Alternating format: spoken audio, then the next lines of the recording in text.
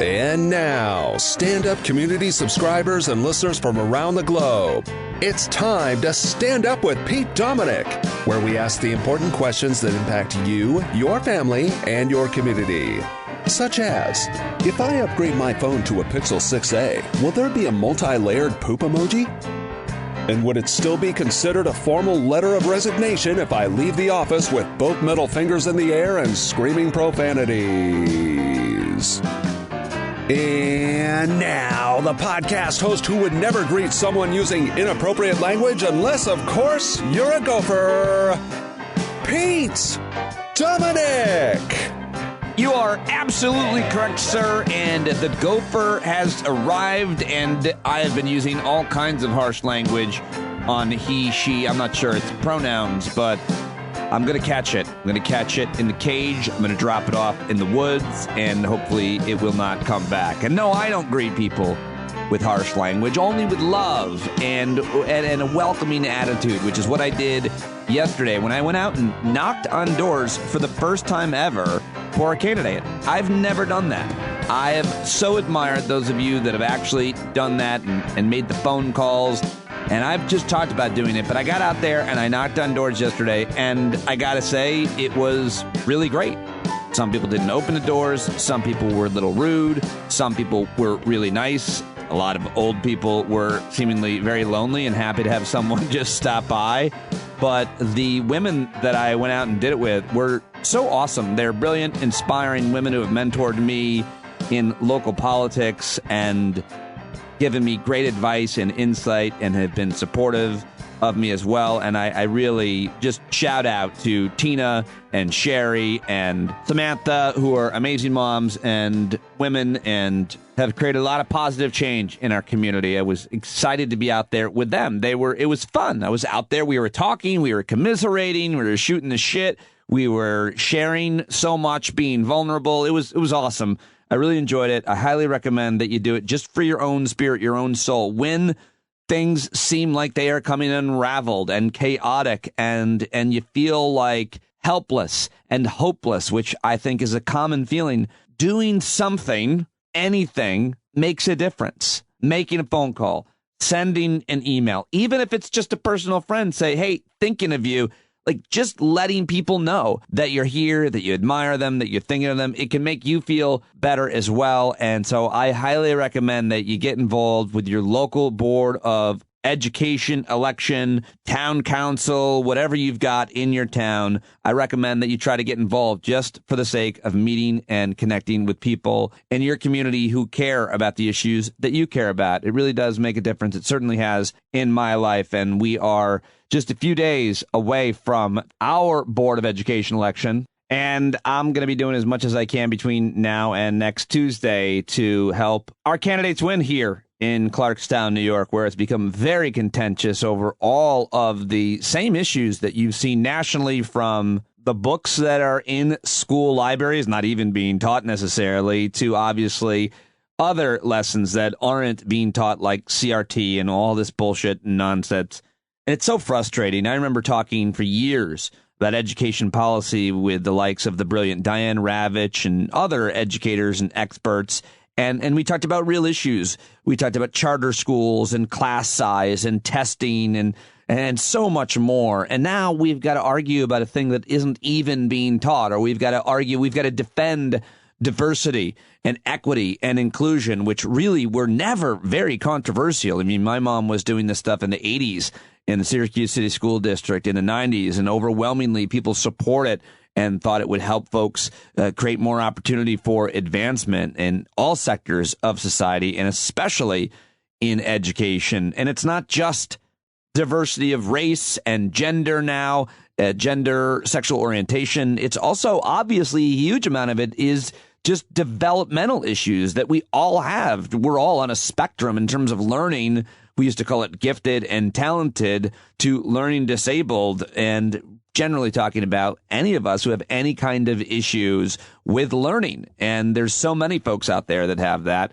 which is why I love doing the podcast. I learn from preparing to talk to my guests and asking them questions, and today is no exception there. It's exactly what I do with Christine Romans and Dr. Jason Johnson, who both join me for fantastic conversations on today's show. And I think we should get to it. I think I should stop talking about the things I've been talking about so far and start talking about yesterday's news. That's why you're here for the news dump, the last 24. And let's start it right now. Day 478 of the Biden administration starts today. There are 181 days until the midterm election. And as I mentioned, our Board of Election is next Tuesday.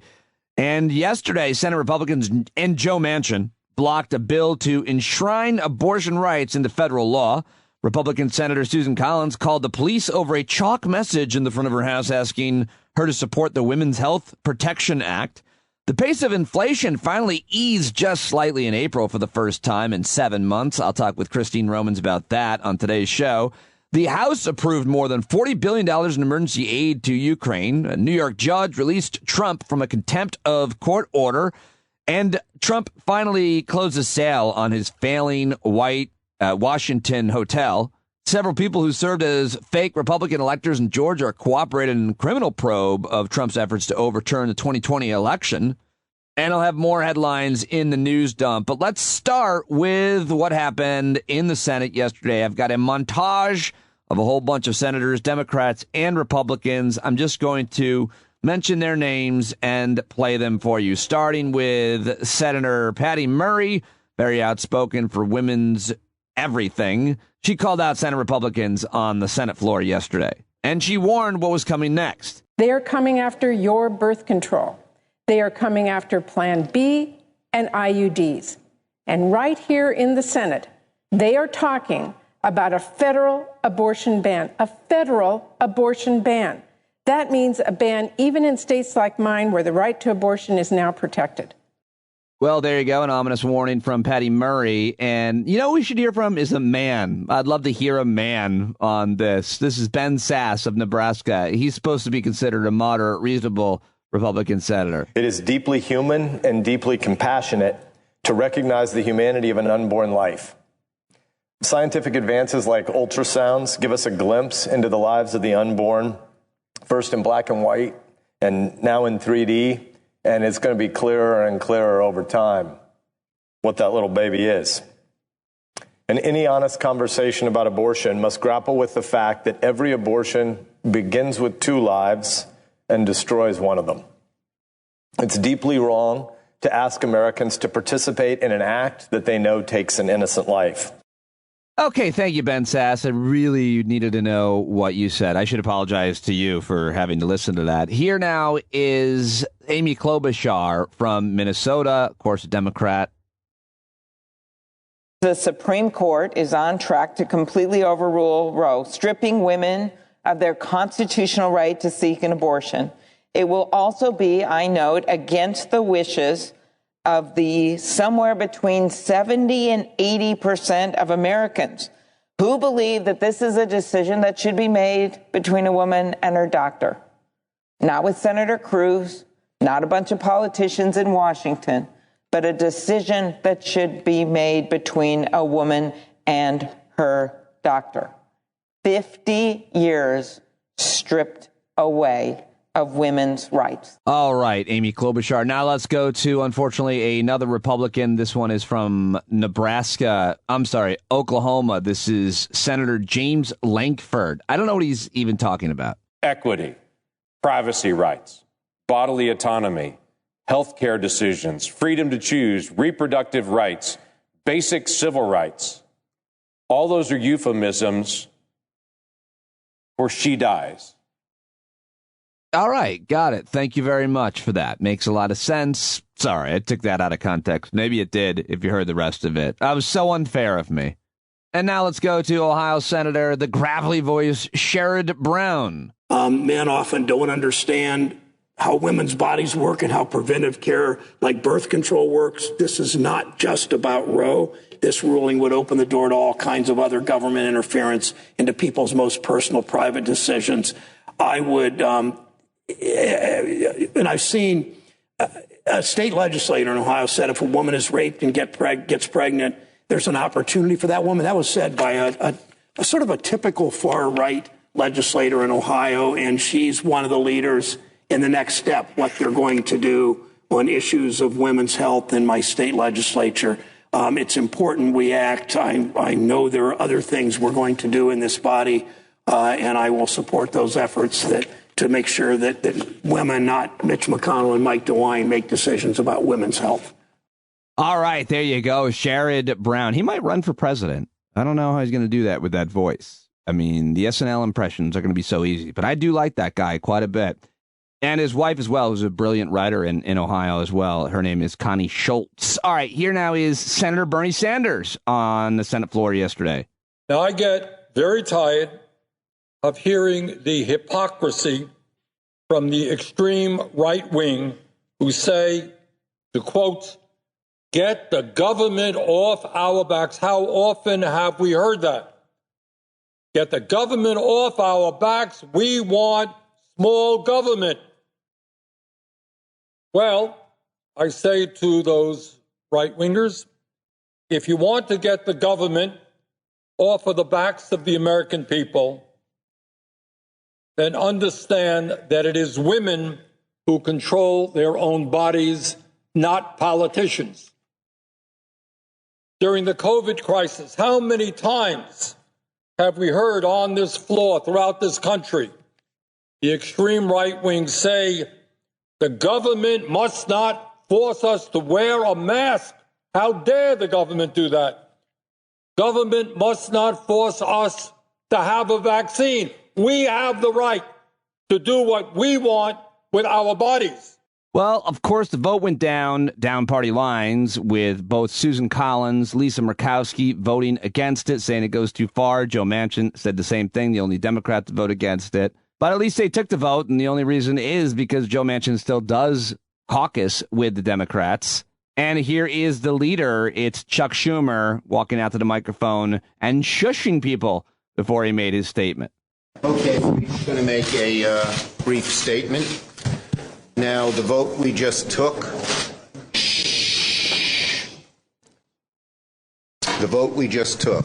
makes crystal clear the contrast between the parties as we approach the midterm elections.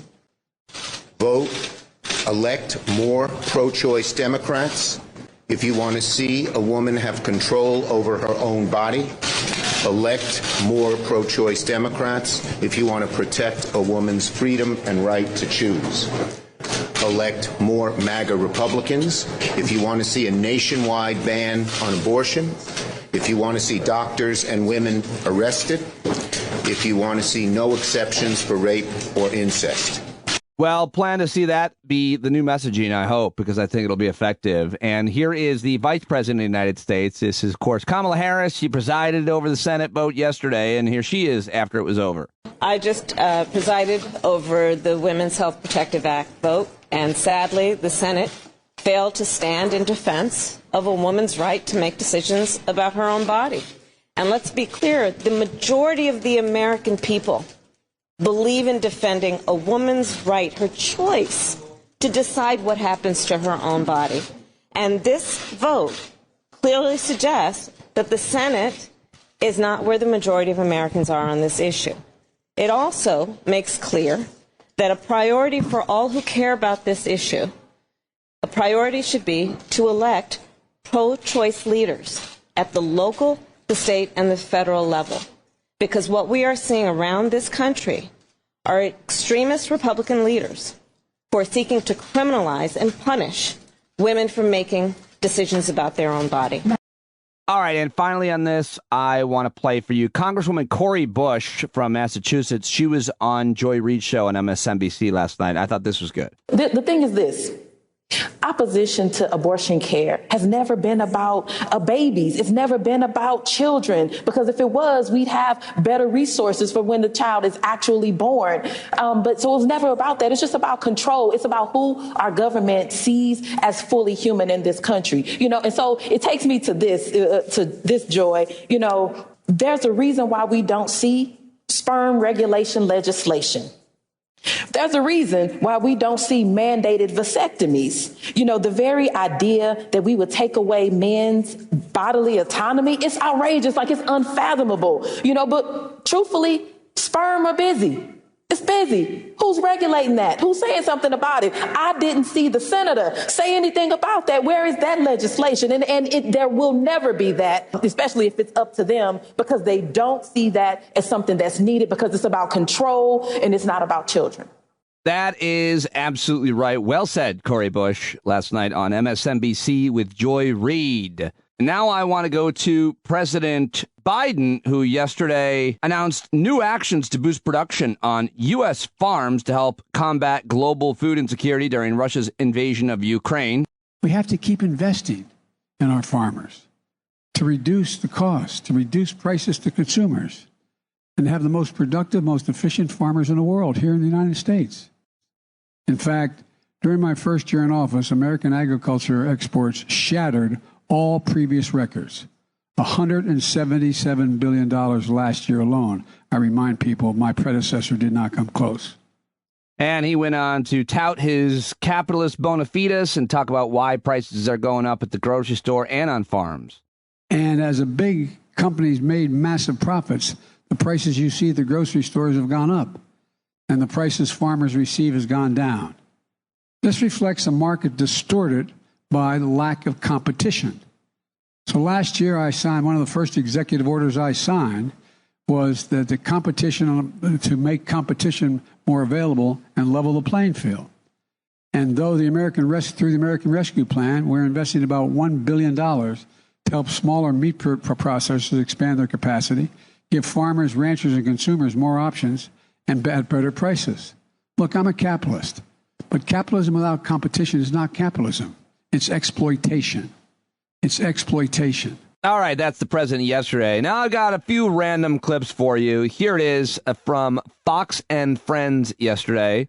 Former disgraced Donald Trump, President Donald Trump's former disgraced Defense Secretary Mark Esper was on Fox and Friends with Brian Kilmeade. Here's a little of that. These are almost like think tank questions when you guys are throwing out ideas. And do you think it's right to put that in a book? Well, he didn't propose sending 250,000 troops to the border. That was Stephen Miller. I never had that discussion with President Trump. But with regard to shooting missiles into Mexico, yes, I thought that was an act of war. It was illegal. It should not happen. And those things should be discussed. And we did have a meeting, a National Security Council meeting, I describe it in the book, where we sat around the Situation Room and discussed how to address the issue with cartels. Well, here is the current defense secretary. This is Lloyd Austin. He was at a congressional hearing on Wednesday where he talked about his view. Russia doesn't want to mess with NATO. But as you look at Putin's calculus, my view, and I'm sure the chairman has his own view, but my view is that Russia doesn't want to take on the NATO alliance.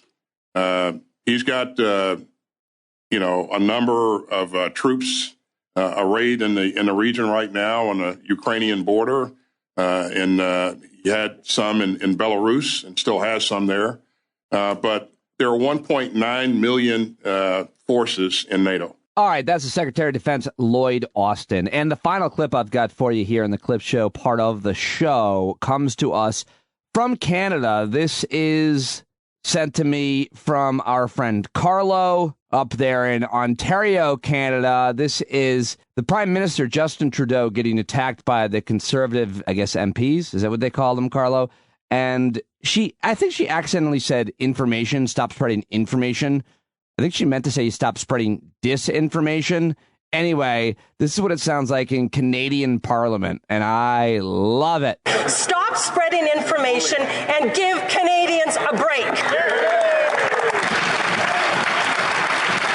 The Right Honourable Prime Minister. Mr. Speaker, we will continue to spread information, including the information that is that the price on pollution actually gives back more money to people in the provinces where it's imposed than it takes away. An average family does better with this price on pollution in places like Ontario, Saskatchewan, Alberta, because of the price on pollution. And indeed, they should talk to their colleague from New Brunswick who wanted them to return to the federal measure because it puts more money back in the pockets of Canadians. We will continue to have Canadians' backs and fight climate change. All right, there you go. That's what it sounds like in Canadian Parliament. Thank you to Carlo up in Ontario for giving me the heads up on that clip. This one, Carlo. Go follow Carlo. Go make Carlo's day. He's at 3,966 followers, which is pretty significant, and he's fun on Twitter. At this 101E Carlo. It'd be great to see him get a bunch of follows here on a Thursday. And by the way, I forgot to mention that we are having a hangout tonight. Tonight's hangout. Hopefully Carlo's there. He's often there. I'm going to have some special guests. At least I'm going to invite them to stop by. I forgot all about that idea. So I'm going to invite them this morning to stop by on Thursday night, and hopefully we'll get a bunch of special guests to just pop in, like just jump in on the Zoom. So be there tonight. If you're a subscriber, standupwithpete.com, be like Carlo and support the show.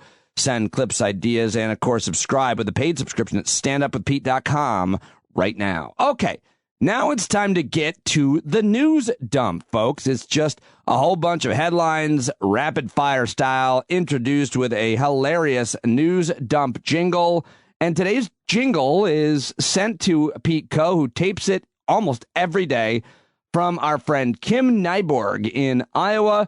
This is a story about a Florida woman who got doused with urine due to a pooping chicken. I don't know what to tell you. Here's the jingle. Chicken poop on a Florida porch, neighbor in a huff. She retaliated with pee-pee on today's news dump. Angered that a neighbor's chicken had been pooping on the back patio, a Florida woman allegedly retrieved a bucket of pee from her bathroom and proceeded to douse the bird's owner with the foul liquid, according to an arrest report. This coming from the smokinggun.com. All right, Kim. That's Kim in Iowa. You dirty, filthy woman. America's okayest mom, Kim Nyborg in Iowa. Thank you, Kim. Love you.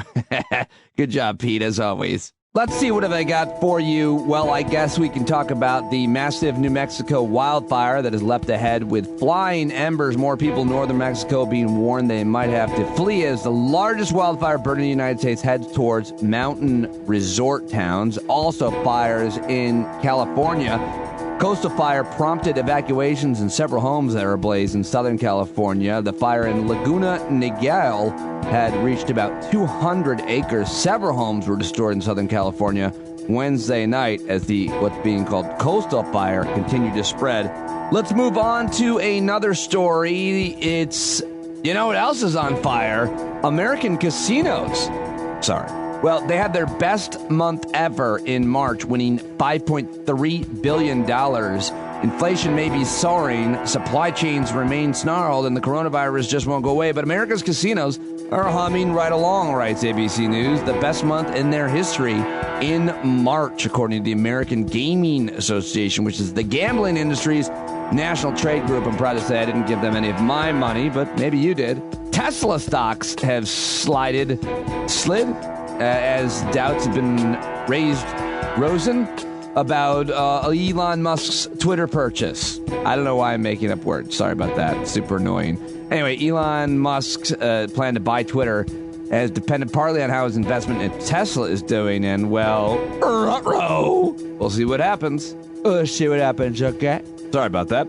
All right. Also, this is terrible news from ABC News. Millions of lives at risk as famine stalks Horn of Africa is the headline. According to a report released Wednesday by the UN Convention to Combat Desertification, the number and duration of droughts have increased 29% globally since 2000. In Kenya, the drought is declared a national emergency. The situation in the Horn of Africa has also been compounded by the fallout from a war on another continent thousands of miles away. And we talk about that with Christine Romans today. But since Russian forces invaded neighboring Ukraine in February, the cost of grain, fuel, and fertilizer has skyrocketed worldwide, worsening the hunger crisis. And there's been a nearly $1 billion settlement announced in the deadly Surfside Miami Beach condo complex collapse, where there was 100 people were killed when the building collapsed last June.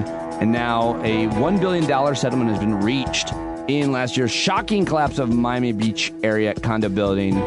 and it was unexpectedly announced during a routine status conference in Florida courtroom Wednesday afternoon. Lawyers in the class action lawsuit represented tenants from the oceanfront building in Surfside announced a $997 million settlement had been reached. Oh, my God. The Senate on Wednesday confirmed President Joe Biden's pick for Federal Trade Commissioner Alvaro Bedoya. The 51-50 vote was along party lines, with Vice President Kamala Harris breaking the tie. The 5-member Federal Trade Commission is currently deadlocked, and Bedoya's appointment will allow the agency, among other things, to investigate and go after price gougers and manipulators amid record-setting high gas prices around the country. And this headline got a lot of attention yesterday. It's only about one person. I usually don't mention stories about one person, but I got to mention this one.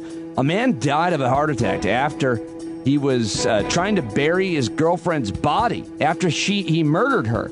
Again, the headline is South Carolina man suffers heart attack while burying murdered wife. And a lot of people were tweeting about that being a pretty good thing and karma and all of it. An Al Jazeera journalist was killed during an Israeli raid in the West Bank. Conflicting reports, of course, but Al Jazeera journalist Shireen Abu Akleh killed during an Israeli raid in the West Bank by the Israeli Defense Forces, according to a whole bunch of major media outlets. Israel is calling for an inquiry, but people are outraged by the fact that this longtime Al Jazeera correspondent, who is a revered figure on Arab television screens, was shot in the neck while covering Israeli raids in the Jenin refugee camp, according to witness accounts. In a statement, Al Jazeera accused Israeli forces of killing her in cold blood and said she had been clearly wearing a press jacket that had identified her as a journalist. Horrible story coming out of the Middle East yesterday. Tokyo announced they would recognize same-sex unions, not marriages, however. Japan's capital announced it'll start recognizing same-sex partnerships to ease the burdens faced by residents in their daily lives, but the unions will not be considered legal marriages. So they're still behind us, but we might take a step back and let them be hard to even talk about. But interesting news out of Japan, where support for sexual diversity has grown slowly, according to this story I'm reading. All right, well, that's all I've got for you on today's news dump, and I hope to see you tonight if you're a stand-up subscriber and listener, and I can't thank you enough for that. But right now, I'm going to get to my guest. Coming up, Dr. Jason Johnson. You're going to love that conversation. We got, as we do, crazy and all over the place. I always love talking to him. I learned so much given his perspective in life. Such a smart guy. I know you're going to love that. But first, I've got Christine Romans. There's so much to talk with Christine about. I have known Christine most of my career, I guess you could say at this point, at least my career in media before comedy. Used to join her and Ali Velshi all the time on a show on CNN called Your Money. Anybody remember those days? Christine is CNN's chief business correspondent and the co-host of their early morning show, which is every day. You can see it from 4 to 6 Eastern on CNN. She is from Iowa, which we love. She is an author. She is one of the most down-to-earth, cool people I know, and she's always great to accept my invitations to have a conversation. And I just love talking to her. We covered a lot of ground in this conversation, and it would mean everything to me, and I know a lot to her if you'd say hi on Twitter, at Christine Romans. Watch her on CNN at Early Start. Say hi to them on Twitter as well. And here we go. Right now, the great Christine Romans. Lots to talk about. Let's see. What do we got? We've got inflation. We've got everybody's got a job. There are too many jobs. We've got supply chain stuff. And then we've got what are we calling it? The new energy world order, which is I think, the most fascinating thing. So have you seen an economy with as many overlapping and conflating kind of concerns that makes it so hard to understand, much less predict in your career? Never. And, any one of those things you just mentioned, Pete, would be destabilizing on its own. Redrawing the global energy map, the Fed, raising interest rates more quickly than it has in the past 22, 25 years. This job market that is upside down, where people are completely reevaluating their lives and they're not going back to the crappy old job they used to have. Companies trying to do anything to hire people. I mean, one thing after the other. Any one of these things is remarkable would be the headline, the big story, and all of them are happening at once. I didn't mention the resurgence of the labor movement, which we talked about before, but I remember being on TV on your old show, Your Money, 12 years ago, talking about the downfall of organized labor with you and Velshi, the good old days. And who would have thought we would be here with that now? But let's just talk about what did you say it again? The new energy? You just said it. And redrawing the global oil map. Yeah. Oh, even more specific, the global oil map. Is that entirely as a result of Russia's invasion of Ukraine, or was that simmering?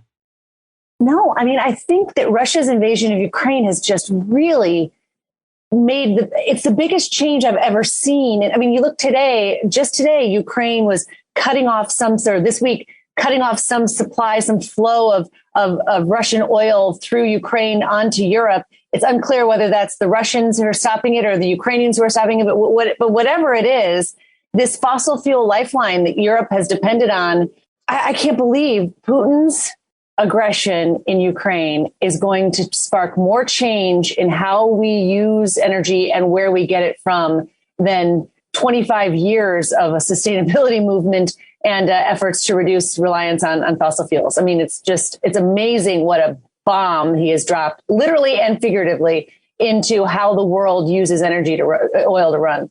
Hey, how are you following, or who maybe people are? How closely are folks following the Russian economy? I mean, I just feel like that must be the most fascinating story, and yet I'm not paying that close attention to it. I'm also surprised that it hasn't caused more problems. I mean, when you think about Russia being just a fossil fuel state, their main source of income, and now Europe, their main customers, most of them are like, we're good. We're not going to have your oil ever again. You would think that would, not to mention all the companies pulling out, you would think it would have more of a detrimental effect. But I feel like I haven't seen that in Russia. I don't know. Part of the issue is that you have state-controlled media now. All the independent voices are gone. So you're not going to get the man on the street, as we call it, of someone saying, oh, my gosh, they're rationing my electricity, or I can't get this in the grocery store. You're not going to hear that because that's not going to be broadcast. Most of the people who follow Russia very, very closely say it's already in recession.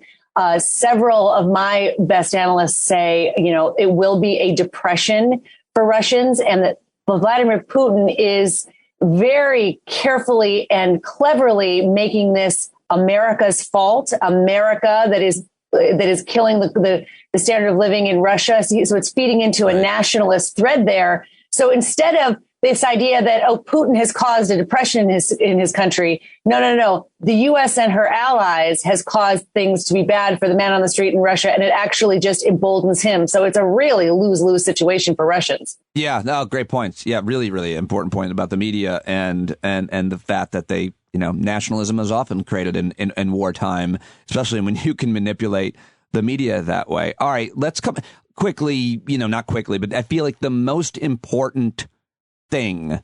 I was in a store yesterday. I was buying grass seed. Now, grass seed, as you know, because I'm sure you do your own landscaping, is very expensive. Always has been. But it was so much more expensive. And so I think we kind of notice price increases. Some people obviously a lot more than others, depending on how you pay attention to things. But the price of a gallon of gas, that's the thing people notice the most. The president trying to manage that message. We could talk about the political impact, but where do you see that having an effect in that going in the U.S.? Gas.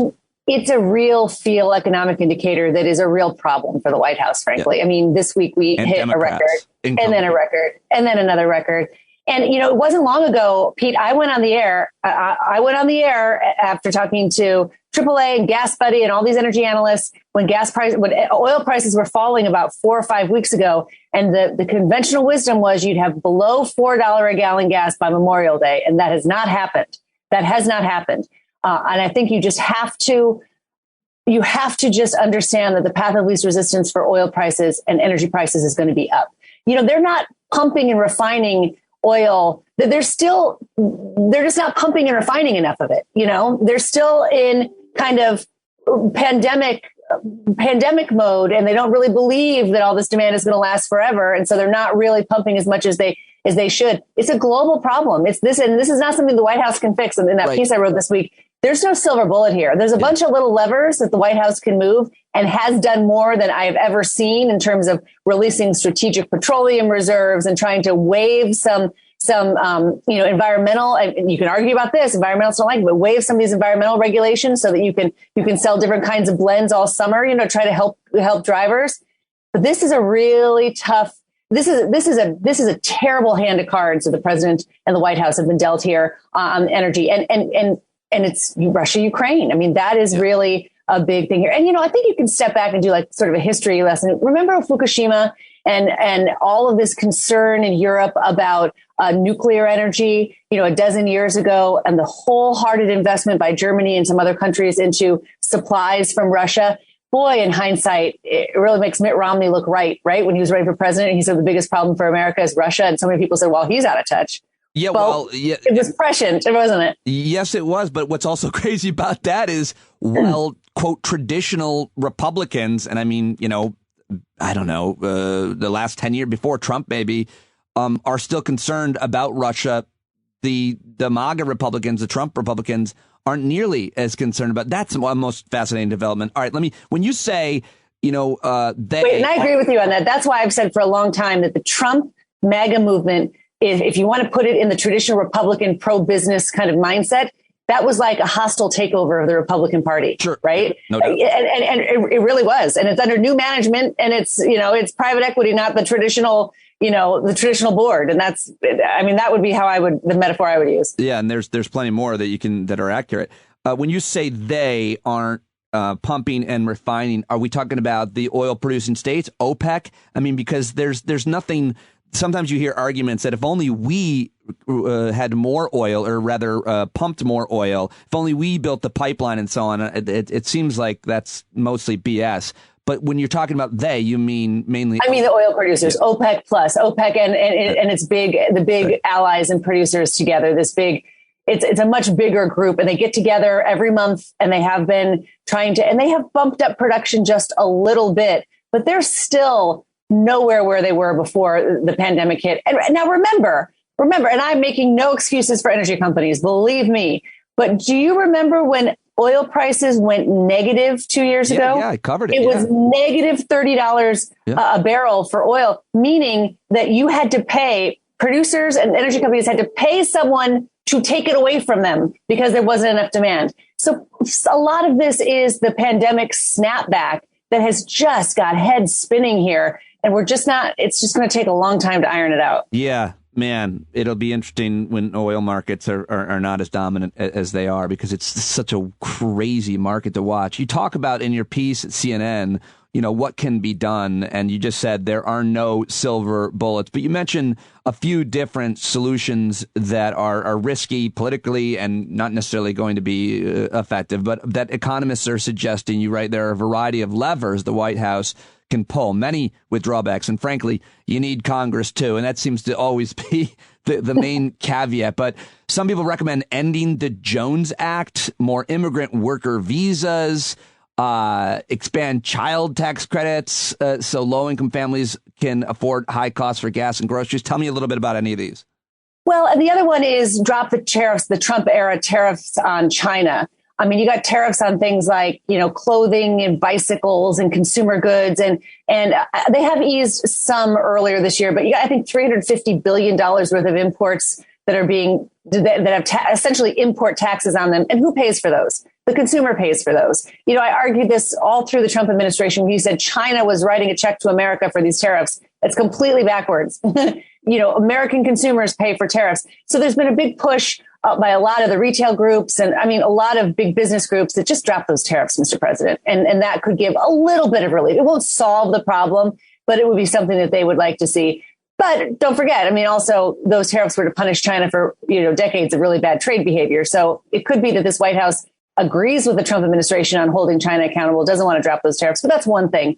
But there's a national gas tax holiday. There are drawbacks to that, of course, because that helps pay for, keeping your roads and bridges safe and efficient. But there are little things near term that you could try to do for the optics. But I wonder, I was thinking about this week when the CPI number, consumer price inflation, came in still hot, but not red hot.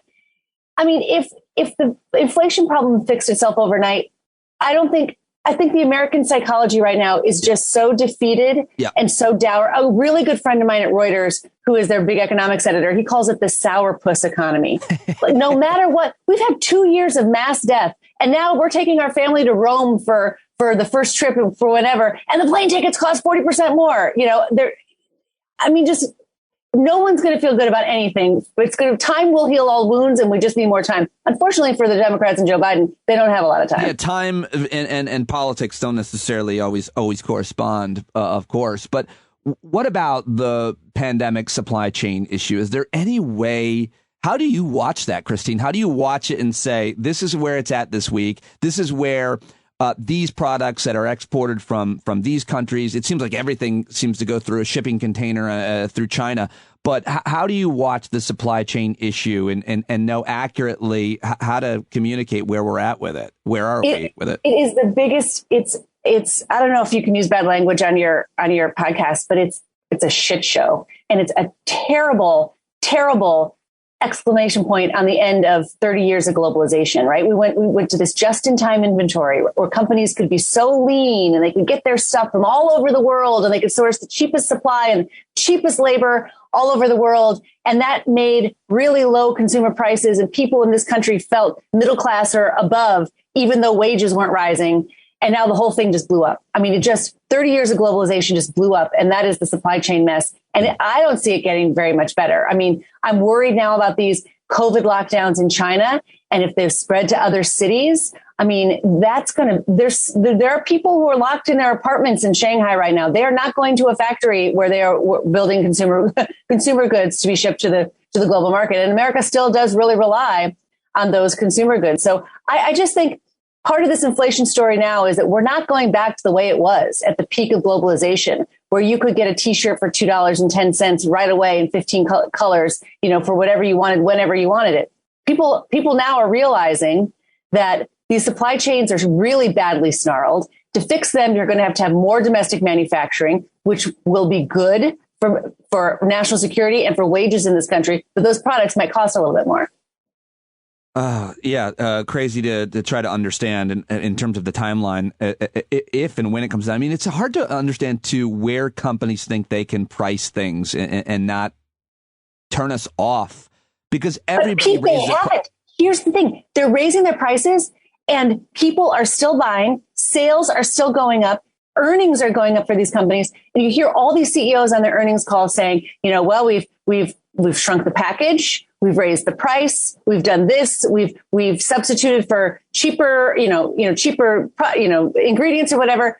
And people keep buying. And I listen to these CEOs and I can't believe, people just keep buying. And that is pent up demand. It's also a function of all that money. They got $5 trillion that got pumped into the economy for COVID. Ironically, this big oil shock that we're seeing right now, already there was money pumped into consumers, from all those stimulus. That is, people have money to spend and they're spending it. Now, on the very low end of the income chain, that's where the real pain is, right? Yeah. If you are somebody who has a small business, you use diesel for your trucks, you're having a really hard time here.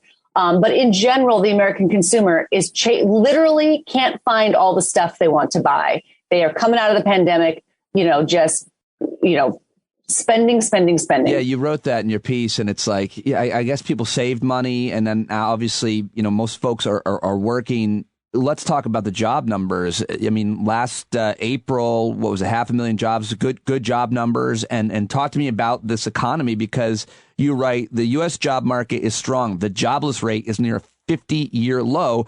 There are record 11.5 million open jobs, whatever that means, Christine. I don't think I've ever covered in my career of talking with experts like yourself about this, the term open jobs. Wages are rising, especially for job hoppers, another term I'm not that familiar with because I didn't, need to be ever. Talk to me. Because it's all upside down, Pete. It's not a job market. It's a worker market. There are 11.5 million open positions right now. Companies have openings for 11.5 million people. I mean, think of that. That's like 3 or 4 major cities worth of population that could be employ it immediately if they just were available. There's just this not availability of workers. That's why one of the reasons why I think that immigration discussion, a reasoned and intelligent and historically accurate conversation about immigration and worker visas would be so appropriate right now, but it is a midterm election year, and none of those adjectives apply really in Washington at the moment.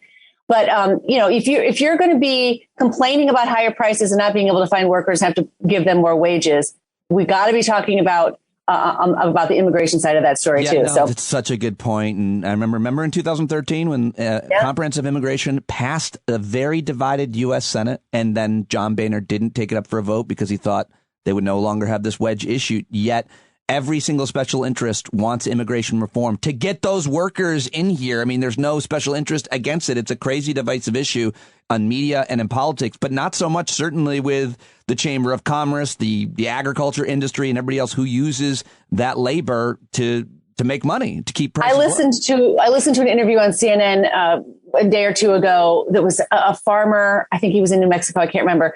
But it was about all these higher prices for everything, for food, for fuel, for fertilizer. And he was ticking off all of these things. And he looked in the camera. He said, but I got to tell you, if I could just grow more vegetables because they have a higher margin, it would be fine. But I don't have the workers to pick them. So really, the issue here is a labor issue. I can grow this stuff and it will just rot. And I thought, wow, how many times have I heard a farmer say that over the years? And that he would bring it up again with all these other new problems for farmers and for, hits to farm income. It's still, the darn labor shortage is still a problem. And that will mean, of course, higher food costs.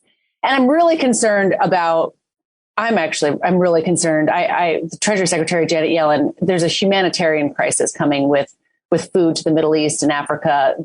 Ukraine is the breadbasket of the Middle East and Africa. I was wondering about that. I'll ask you maybe to send me links and I'll look into it because you have taught me over the years about the ripple effect of any action or inaction on a thing. And I've been wondering when that shoe was going to drop, who would be suffering the most because of that shortage of wheat. Mainly, I think. And they should be putting corn and soybeans in any day now, right? It's planting season. They've got wheat in the field that was planted in the fall, the winter wheat that was planted in the fall. I'm using like my knowledge of Kansas wheat farming, but it's the same kind of topography. And, you're hearing these reports of Russian soldiers mining the fields, and you can't get stuff to the port. You can't get it to the grain terminal. And this is really going to be a difficult year there. It provides opportunities for American farmers, sure. But when all the prices are up, all of their inputs are up too. American farmers are digging deep to try to figure out how they're going to put a crop in the ground as well. All right, Christine, I love talking to you. So much that we covered, and I know people are going to be psyched that you joined me today. So on behalf of everybody listening who always loves Christine Roman's visits, thank you. You're welcome. Can I just say one thing? I was so depressing that never bet against the U.S., by the way. Just don't bet against. The stock market's just in the toilet, and it's just been so complicated on Wall Street. And I just, if you're investing for the long term, keep investing for the long term, dollar cost averaging, live below your means if you can. Invest the rest for the long term, hug your kids, well, learn another language and never bet against the United States. Along those lines, I just texted right before, after reading your article and just prepping for you, I texted my friend Barry Ritholtz at Ritholtz Wealth. And I said, is your work nuts right now with these markets tanking? And I don't think he'll mind me telling you what I said, saying publicly what he said. He said, no. Did you see the Q call last week? What was he? He's talking about the last quarter, I think, closing. And seemingly he's not that concerned. I think that's what I'm reading into it. I don't know. Do you know? I don't know what he means, but he's a level-headed guy. Somebody who's been in this business that, has survived some ups and downs. Yeah. Level-headed is definitely the way to be. Somebody said to me, oh, I want to throw my computer out the window because it's just so scary what's happening. And I'm like, well, by the time you throw your computer out the window, it's way too late. If you're looking for the login of your 401k, just step away from the keyboard. Yeah. The time to sell stocks was 4.5 months ago. If you're doing it today, now you're just adding insult to injury. We didn't talk housing. That's right. But real estate. But also you did a segment this morning on Early Start. I think it was this morning on baby formula. I know a lot of people are concerned. What's that? What are people concerned about? Is there a shortage? Is it? There's a shortage, but yeah, there's a shortage. And there was a plant closure in Sturgis, Michigan, an FDA recall. There's an investigation into whether there could have been some bacterial infection of 4 babies. There were 2 deaths. It's a serious safety issue that's being looked at. The government's doing everything it can to try to ramp up supply. But you have this at the same time. You have all these other supply chain problems. And by the way, labor shortages at some of these plants. So all of a sudden you've got what in normal times, the out of stock rate for baby formula is like 2 to 8%. That's what's normal. It was 43% last week. Half of the country has about half of its baby formula is out of stock. And so parents are freaking out. I mean, this isn't chicken wings and toilet paper that you could actually still live without. You complain about shortages, but you can yourself. But I mean, these are babies. So their parents are really freaking out. And there's some bad misinformation going around because guess what? That happens when you trade things on social media. But there are like DIY recipes for baby formula and tips for how to add pureed foods in a little early to, so that if you can't find formula. And we had a doctor on my show this week who was just like, no DIY formula. You can still find formula. There are some restrictions. You can't just buy more than 4 of your kinds of formula on Target.com, for example, but you can still walk into a store and buy formula. So everyone just kind of calm down on the formula situation. But it is true. It is true. You're not going to be able, in some places, you might not be able to find your exact kind of formula. And that's what really has parents flipping out. Yeah. All right. I'll say goodbye to you again. I really appreciate it very much. I'm going to go buy some chicken wings in case I run out of toilet paper. Gross. I'm sorry. All right. There she goes. Christine Romans. Christine Romans on Twitter. Go say hi to her. Go thank her, please, for joining me here on the show. Love her. Love talking to her. And always learn a lot in our discussions. Always great. At Christine Romans. Watch her on CNN Early Start every day, 5 a.m. Read her stuff at CNN, where she's also the chief business correspondent. All right. Finally, and lastly, but certainly not leastly, the great Jason Johnson is joining me today. One of my closest friends out there these days. I love talking to him. I love listening to his podcast on Slate. It's called A Word with Jason Johnson. And you can see him sitting in all week, anchoring for Ari Melber, well, at least a couple days this week. And, of course, he is a professor, I should mention, at Morgan State University, a regular political commentator on MSNBC. I met him on our days in TV at CNN. But, yeah, no, he is just one of the smartest guys out there. I love talking to Jason Johnson about just about, well, anything. So, ladies and gentlemen, here we go. On Twitter at Dr. Jason Johnson. Follow him. Say hello. Here we go. Oh, my gosh, there he is. He is. You got a campaign shirt on, dude. I'm going to knock doors for the BOE campaign. Wow. And what is BOE? Board of Education. I had to make sure, because not everybody knows that, and I thought it might be like, some Black Lives Matter organization or something that you're involved. Yeah, everything's a 3-letter acronym and and nobody knows what they mean, and they're very divisive. CRT, DEI, BLM, and the people who are really bacon, lettuce, tomato, OPP.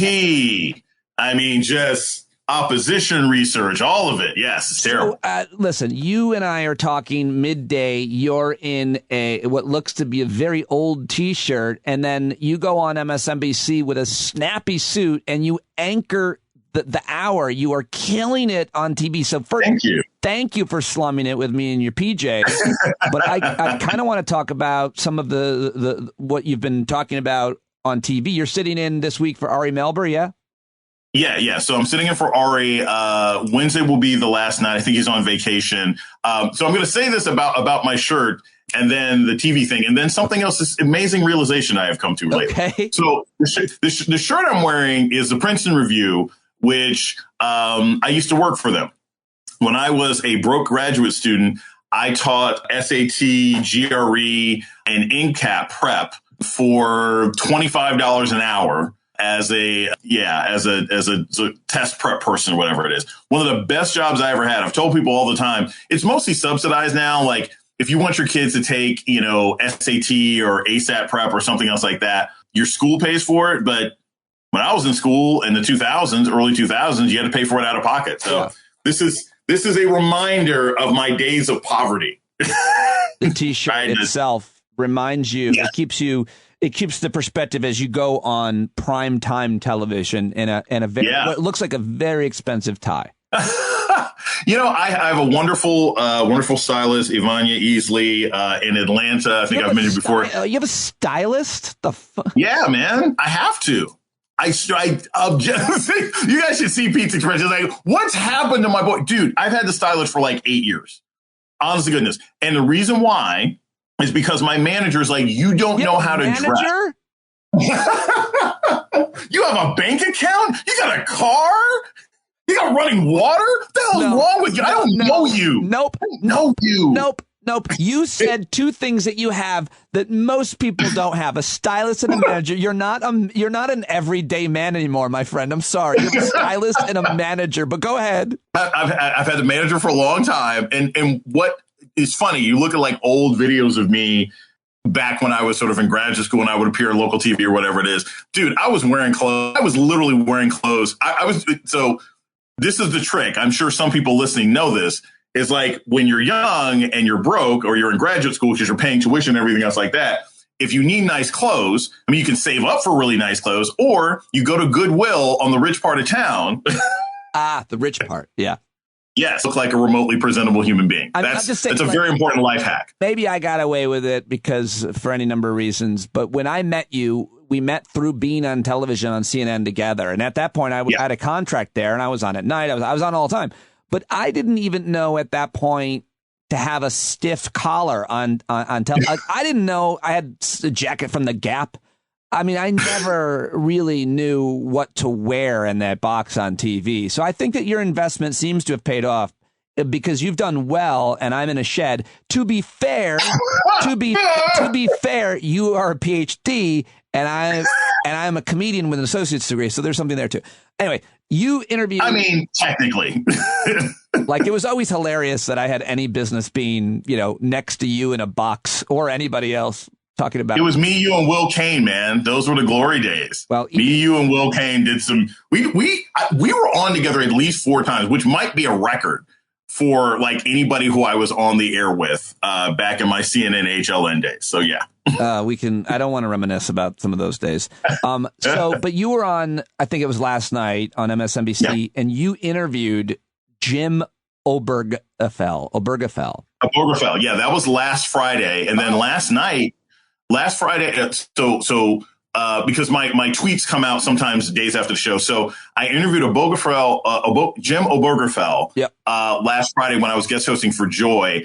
And he is one of the plaintiffs in Obergefell versus Hodges, which legalized same-sex marriage in America in 2015. And then last night I interviewed Xander Moritz. Oh my gosh, this kid is incredible. He is the youngest plaintiff against the Don't Say Gay law in Florida. And he was talking about the fact that he's also valedictorian in his school in Sarasota. And the principal pulled him into his office and said, if you mention anything about your activism, if you mention anything about your, identity or anything else like that, we will cut the mic during your valedictorian speech. Yeah. Kid's amazing. Well, Kids is amazing. He's a freaking hero. I can't wait for that speech. Yeah, I know. So what did you learn from both, either of these guests that you talked to? Because obviously, that's touching on the LGBT issue. And specifically, a lot of people are predicting that based on the news on Roe v. Wade, that they're going to overturn Obergefell too, overturn gay marriage too. So what did he say and what do you think? So Jim was talking about the fact that, like most people who are American heroes, he's like, this was not his plan. He was like, he and his husband had been together, he and his partner had been together for years. They got married and then they were dealing with all sorts of issues. I mean, I believe he was not able to put his name on his husband's death certificate. And that's why he became a part of the lawsuit. Xander was talking about the fact that the Don't Say Gay law has to do with in-class instruction, right? That you can't instruct children of a certain age about issues of quote unquote sexual identity or anything else like that. But I mean, first off, that is completely biased and very vague, right? Like, if you teach about Romeo and Juliet, if you teach about, and I mean, like, you could talk about Romeo and Juliet in class. Is that instructing kids about, heterosexuality and teenage love? If a child comes in and you got to draw a picture of your family and the kid's like, I live with my two moms, I live with my two dads, or I live with one parent who just happens to have, queer friends, my aunts and uncles. Like, can a kid not talk about the people that they know? Right. And of course, these things are disproportionately targeted at poor people, at Black people, at Hispanic people. And so it was great talking to folks who are very brave and very committed to the idea that, like, look, we got to fight against this theocratic nonsense. Like, nobody gives a crap. And frankly, if a teacher wants to spend a week, you're a parent, I'm not, Pete, but if a teacher wants to spend a week in class in March talking about Pride Month because it's actually Pride Month, why the hell not? Like, I mean, Baron Ruskin is one of, the architects of the civil rights movement with Martin Luther King. Why not talk about that? Why not bring these sorts of things up? It'll help kids out and it'll make them less obnoxious. Right. That's just me. Yeah, really important, all of it. And it'll be just terrifying to see what's happening in Florida and across the country. Certainly even that's why I'm so involved. It's happening at our Board of Education right now. Parents advocating for the exact same shit because it all comes from the same place in the sky. I mean, they're all getting the same talking points, arguments, and tactics and using them to change, town governments, Board of Educations, Board of Elections, all of it. And what are we supposed to do? So, it's funny that you say that. I thought about this when I was talking to Jim, and then I was talking to Xander yesterday. And I've thought about this a lot also, like, heading to the end of the semester at Morgan State University. I am a Gen Xer. You are a Gen Xer. We are now, now you're sort of, you are in a shed. So, you're not in corporate America. You're in a shed. I'm in some corporate environments. I'm in some educational environments. But we're now almost the old people at work.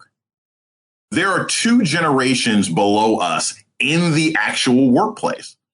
And so it is incumbent upon our generation to be open to and considerate of the attitudes and beliefs of the two other generations that are right behind us. And, it's that line that Kerry Washington has in the movie, the Chris Rock movie, I Think I Love My Wife, where she's like, she turned 35 and she realized she was the old woman in the club. Yeah. Yeah. And, I'm like, oh, I am now the older person in the office. And I think it's these kinds of conversations have been fascinating to me because they're showing me how we can learn from that generation, these two younger generations, and how they can learn from us. And I want to give you a quick example of this before you say it, because I think this is important. I've always felt like it's not just that language matters, but like patterns matter, right? I had a situation, this is like 2 or 3 years ago, it was before things shut down. And I was talking about the fact that, when people have conversations about gender and sexuality, I was like, 1% of the people on the planet are born with at least external genitalia that are both male and female. Right. And so I used a term, I'm not even going to say the term, but I used a term that I thought was the proper term. Right. And I had a kid in class say, hey, Dr. Johnson, raised his hand. He's like, the term is actually intersex. And I was like, oh, it is? He's like, yeah, that's what we use now. I was like, oh, okay, cool. And I remember thinking to myself, that's how this should work. Like the kid told me this is the term we use now. I was like, oh, cool, thanks. And then I just did it. There was no fight. There was no argument. He obviously felt safe and empowered enough in class to say so. And I feel like just like I had to give when I was in my 20s, that I had to give an older professor grace, right? I think it's important that the younger generation understands that we can still learn too. So, yeah. Yeah, I that's really interesting and fascinating. By the way, I knew I was the oldest person in the room when I was 24. When I was 24, I was performing at colleges across the country doing stand-up. But I also was losing my hair early, right? And so I shaved the head around 24, but I was still being invited to college parties after performances, and it wasn't inappropriate. It wasn't inappropriate for me then because I was around their age. Yeah. When I shaved the head and showed up at a party, I realized that was it. Everybody's staring at me like, whose dad is here? And I left and I never went back. To your point, more seriously, The problem in my town is we're the ones we've been waiting for, the late 40s in my town that are doing the work in the BOE election. But we desperately need those in their 20s and 30s just to vote, even if they don't want to do work, just to vote. My question back to you is, I want to listen to them. That's what you were basically saying. Listen to them, hear them, respect them. But I also want them to either support us and organize with us, or at least vote. And that's my concern. Yeah. So last night, I had a great conversation last night with Sarah Kinsey, or if you've never had her on, she's awesome. I love Sarah. And has been on many times, and I see you retweeting her. It's interesting to hear you. Were you guys on the record? Yeah, so we were, it wasn't her podcast. I had her on last night when I was guest hosting for Ari. Great. So, yeah, you can imagine the panel. So it was Sarah, it was my friend, Victoria DeFrancesco Soto, who I've known since grad school, and then Charlie Sykes, who's a Republican from Wisconsin. Oh, I got to go watch that. I missed it. Yeah, I'm going to be putting out those clips later. It was a very, very engaging conversation. And so when you're talking about, so at the end of the conversation, Charlie was saying, like, look, you got to stop with these protests outside of Kavanaugh's house and blah, blah, blah. That's what's going to hurt the Democrats. You offend people, you da. And I said, I got to be honest with you, Charlie. I said, the idea that Susan Collins was so triggered by people putting chalk outside of her house that she called the cops, that's the kind of thing that galvanizes 25-year-olds. OK, I was like, that's the kind of thing where they're like, yeah, damn straight. We're glad somebody's actually doing something. And so Tom Nichols and then George Conway, Kellyanne Conway's husband, got involved with the tweets. And they were like, oh, these are the expressions we give when Jason talks about how 25-year-olds. This is a whole little thing that kind of happened last evening. And everybody was, of course, saying what you were talking about. Not they were being negative. You weren't. But they were like, oh, well, under 25-year-olds don't vote. Under 25-year-olds don't vote. I was like, well, one, it depends on where you are. It really does. There are lots of areas that have focused, concerted efforts in bringing out young people. And then they do, if you put across the effort. Bernie Sanders was very successful at getting young people to vote in primaries. It ain't that 25-year-olds don't vote. It's that most campaigns do not go after them because it takes more effort. And so universally, yeah, do 25-year-olds vote at the rate of 44-year-olds? No. But do 25-year-olds and below have excellent turnout in local elections where they've actually been heavily engaged? Yeah, ask Stacey Abrams. Let me ask Bernie Sanders. I can't wait to go back and watch that segment. I want to ask you about your podcast, A Word, on slate.com, because a couple of listeners, obviously, a lot of my listeners listen to you and follow you and love you and wish that they were as good of friends with you as I am.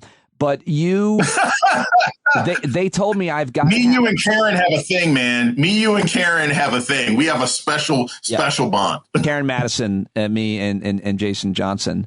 And so they told me I've got to interview this person that you just had on, and I reached out to her and booked her, Marissa Renee Lee. She's a writer, speaker, and entrepreneur. Oh, yeah. And she's got a new book, Grief is Love, Living with Loss. Shout out to Tina, who basically, she didn't ask, she told.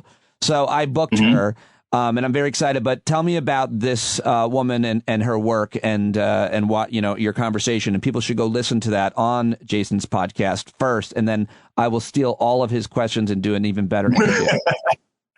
Marissa was fantastic. Like, I actually read her book, and it's funny. It's all about grief and processing grief, and grief being a living, ongoing experience as opposed to something that you get over and get past. And just by happenstance, it ended up being the podcast that we put out during Mother's Day.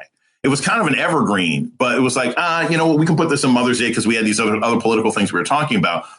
It's done really well because I think a lot of people who don't have their mothers, and she lost her mom. She talked about that process. But a lot of people who don't have their mothers or lost a parent or anything else like that, they really connected with it. She sort of debunked the 12 steps of grief. It's not really what you think it is. I won't give it away, but the steps of grief, the bargaining, the this, that, and the other, it is not actually what we have been taught that it is. And she sort of breaks that down. she talks about, the other people that need to be involved in your mourning and grief process and how that actually makes sense. It was a really, really wonderful conversation. I think she's fantastic. It is a great book to get. And I strongly encourage anybody to pick up her book. Yeah, just a really cool person overall. As you do, you get the pleasure of doing this every single day. My podcast on Slate comes out once a week. And so every once in a while, I talk to someone where I'm like, I will re-listen to this on multiple occasions. Because we also got to talk about the fact, and I mentioned this to you, my best friend died on New Year's Eve. And so having a conversation with someone about mourning and my ongoing process, and I talked to her about the fact that, these things, it is a living process. You're told that it's something you get older. And she's like, no, it becomes this sort of integrated part of your existence. And if we were taught that, we would handle it better than when we're told that mourning is something that happens and then it ends. It does not. It stays with you. It changes who you are as a person. That does not have to be a bad thing, but it's something you have to acknowledge. Yeah, it's fascinating. You've always been, I think, public and vulnerable about the entire emotional spectrum that you are on. And I think that's so important that you've done that, talking about losing your friend. And I mean, your pinned tweet is basically a very, I think, thoughtful thing to say about, making sure you tell someone that you love them, you miss them, or are just glad they're around. And you write more about that. But just getting one more follow up on that. What do you think about a gender dynamic to grief? You and I are men that talk a lot about our emotions and are vulnerable. And do you think that men deal with it differently? Do you want to subcategorize black men or white men or any other cultural thing that affects men and grief? See, I deal with it as a man. You're a softie, so I don't really know that what I'm going to say as a true man is going to appeal to you, Pete. I know you're gonna cry and have a hanky. I actually have an appointment to cry at 1:15 today, but go ahead. Right? It's just kind of a daily thing you work through. So it's funny that you say that, because we talk about sort of black men and their experience with mourning. Yep. And I don't know, you may or may not have heard of this person, but this very prominent black relationship guru influencer named Kevin Samuels died of a heart attack last week. He's 56 years old. And he was a highly controversial person for a lot of different kinds of reasons, but he was a real influencer for a lot of African-American men for various reasons. With his relationship advice, and a lot of it was misogynistic and problematic. Some of the things that he said, I know people got something from it. They would pick and choose what he said. My point being that when someone whose notion of manhood is this sort of hyper-masculine, material, get you women's attention, when that man dies, how do the men who have subscribed to his philosophy deal with that pain? There's a lot of guys who really looked at him like, I want to be like Kevin Samuels. Kevin Samuels is telling the truth, and now he's gone. Well, what would Kevin Samuels tell you to do about how to deal with a guy like that passing away? Would he say you were being soft? Would he say you're not really being a man? So I think how men and black men are taught to deal with pain is there's music and art and culture and history and everything about dealing with pain and loss. I think, if anything, the African-American community is almost desensitized to loss through violence. And that's the painful part. Wow. That is a real, that is a very impactful thing to say. I just want to take a minute there, because you just said that black folks are desensitized to loss as a result of violence, because obviously there's been so much generationally. And I think it's worth mentioning that most people do not lose anyone as a result of violence. I'd say most people. Yeah. I haven't. Nobody. Yeah. So it's a difference between losing one person and losing so many people that you steel yourself. You are desensitized to it to a certain extent. I mean, go ahead and try to unpack that if you want. Yeah, I mean, I can say off the top of my head, I had a cousin who was shot by police about 20 years ago. He was an NRA member. He was an avid gun owner. he was literally leaving a gun range, walking to his car. Police officer saw him and shot him. I'm so sorry. Yeah. And I can name half a dozen other people who I know like that. My good friend Marcus, this was a big news story. And I think it was 2014, North Carolina. His cousin had just graduated from FAMU, was driving to North Carolina to see his fiance, had a car accident. Car flipped over several times. He survives the car accident, walks to someone's home at 2 o'clock in the morning to get help. The person called the police and the police shot him. 23 years old. Right. So almost every Black person I know can tell a story of losing family or friends. My friend Clementa Pinckney, who I'd known for 20 years, who was the pastor at, we suffer so much violence by white vigilante violence and by the state that we are not given the time to mourn properly before the next bit of state sponsored or vigilante violence actually occurs. And so that is a particular struggle for Black people in this country. Not to say that if you just go through regular loss, that's not also hurtful. Sure. Grandmothers, mothers, cancer, COVID, right? Sickle cell, like my best friend. But we often don't always get the space. The last week's episode, 2 weeks episode of Atlanta, Donald Glover's show on FX. And there's an episode called Trini to the Bone. And it's all about this sort of, liberal white couple in New York, and their housekeeper for their son passes away. And they go to, she's Trinidadian, and they go to her funeral. And they're so discomforted by Black people and how we're mourning in that environment.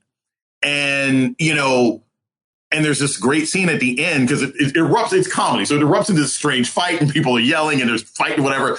And this guy turns in the end. He's like, I'm sorry if how we mourn makes you uncomfortable. This is how we mourn.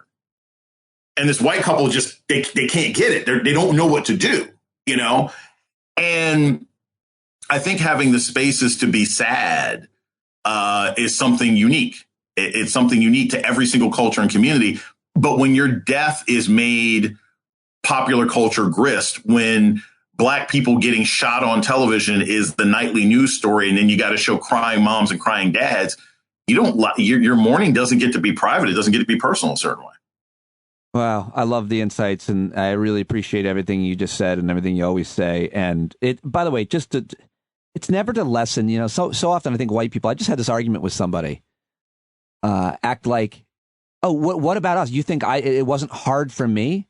And I'm always like, no, I'm not discounting any person's suffering, any person's loss, but I would split a hair and saying, generally speaking, white folks, certainly of means, much less even in poverty, would be desensitized to loss as a result of violence. That's different. And you just articulated it really perfectly with your own life. Last question, lighter note, got to end on something lighter than that. Which is, you went to the White House Correspondents' Dinner?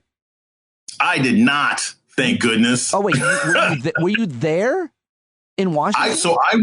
I'm currently in D.C., right? But I went to events around the Correspondents' Dinner. I did not go to the Correspondents' Dinner itself. You partook in events around the dinner, and yes. you were seen with a lot of influential media types. And you were wearing, a snappy suit, which looked like it had like a bib cut out in it, which I've never seen, nor would I ever wear because it would be weird. It was a brown 3-piece suit thing that I got from my stylist. But imagine that. Just go ahead and imagine it on me and the jokes. It would be different. I probably would ask you, where was my order? If I saw you wearing that kind of outfit. I would be like, why is Pete wearing an actual brown shirt? And where's my tortellini is what I would be saying. All right. Well, I don't know. What's the lighter note then? How was that weekend? Anything else that you want to end on? It was fun. And I also want to share this. I just want you guys to know, not only, of course, congratulations, Pete, on your 600th show. Oh, I was running around, and the reason that I couldn't be a part of Pete's 600th show, and this shows how much he means to me, is because I was in a dentist chair, and I sent him these horrible photos of me in the dentist chair. I was like, dude, I'm sorry. And he texts back and he's like, what is this? What have you sent me here? Well, no, what I said immediately was I wasn't ready for this. Like, trigger warning, maybe. You're about to get, a lot of people have sensitivities, but then my better slam was you had this facial expression on with his face in this permanent, like, frown in these big, dark black glasses for the whatever, and I said, why did you send me a picture of Elijah Cummings? And I think that was a good. Yes, all respect, please. Hopefully no one is offended by the Elijah Cummings. It was just a joke. It's a tribute. It's a tribute. Yeah. But you can still join us. That was our last live hangout. If you can join us tomorrow night, even for 5 minutes, I don't know, you might be on TV. People would love to just be like, hey, what's up, and get your take on Doctor Strange. So that we're celebrating 600 at our hangout this week, but you were invited to be on 600, but you had to get a bridge of some sort put into your fucking mouth. So to let people know just very quickly what happened is, like, I've had a permanent retainer in my mouth for 25 years. Like, this thing has been there since I was a child. And, like, I was going in and was doing the sort of, cleaning pocket or whatever. And they're like, dude, we got to take this out because it's really difficult to clean around a permanent retainer. I was like, yeah, I understand it. And so, yeah, like, if you can imagine something that you've had in your face for 25 years, most people don't know it. My exes, I had an ex who actually said, really? I was like, yeah. She's like, it's not an angle anyone would ever see but someone who you're maybe intimate with. But here's the thing. You sent me, I believe, a picture of the retainer that's been in your mouth for years. It was in a small bag, and it looked like an evidence bag. But I just want to say, like, you sent me a thing that's been in your mouth for years. It was the most intimate I've ever felt with you. And I also wondered, you're pretty famous now. I wondered what we could get for that on eBay. Probably a lot. I'm sure you can share that photo. And there would be, and angry conservative would be like, this is what they're talking about. This is what they share, these intimate facial things. That was a private message. Do I have permission to share that with subscribers, those pictures, that horror show that you shared with me? I would say absolutely not. Okay. Absolutely not. That's a good. That is a no. Choice. That is a no. I think that's a great. That's choice just for you. Just for us. Jason, thank you as always, my friend. I really appreciate it. Hopefully, we'll get you to stop by for a couple minutes. Yeah, I'll try and go by the hangout. Thanks, man. Thank you. All right, there he goes, at Dr. Jason Johnson. Go say hello to him on Twitter. Please let him know that you heard him here, as well as Christine Romans. And thank you to Pete Coe and to John Carroll and to you for listening and subscribing to the show. If you haven't already, standupwithpete.com right now, patreon.com/Pete Dominic. Hope to see you at tonight's hangout. If you are a subscriber, that's 8 Eastern tonight. You'll get a link sent to you in the email, and we will hang out, and maybe we'll have some special guests just popping in, which is always a lot of fun. That's all I've got for you today. I look forward to talking to you tomorrow, though, and that is it. And I am out, and to be the change you want to see in the world. And here now is John Carroll to take us out.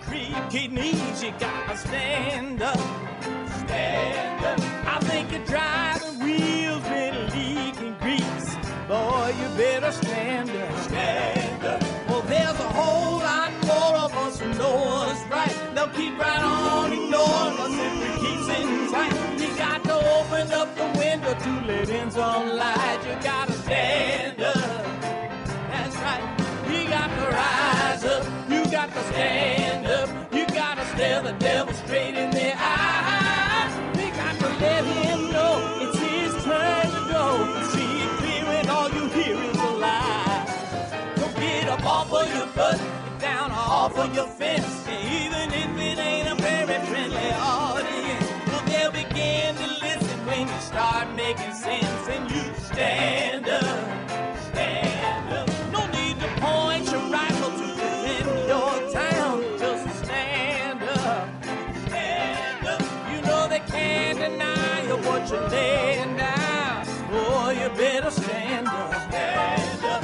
Show your face of every color, yellow, black, red, and brown. She's the place where every lost child will finally be found. There's only one thing to do before we stand. stand our ground, and that's stand up, stand up. Well, the founding fathers saw a land for all. They had to stand up, they had to stand up. They had a keen imagination for a crystal ball, drawing all the plans of a stand up. But all they had to go on was the time they were in, with other causes for laws, and since they weren't in sin, they knew that change was gonna come before the change could begin. They had to stand up.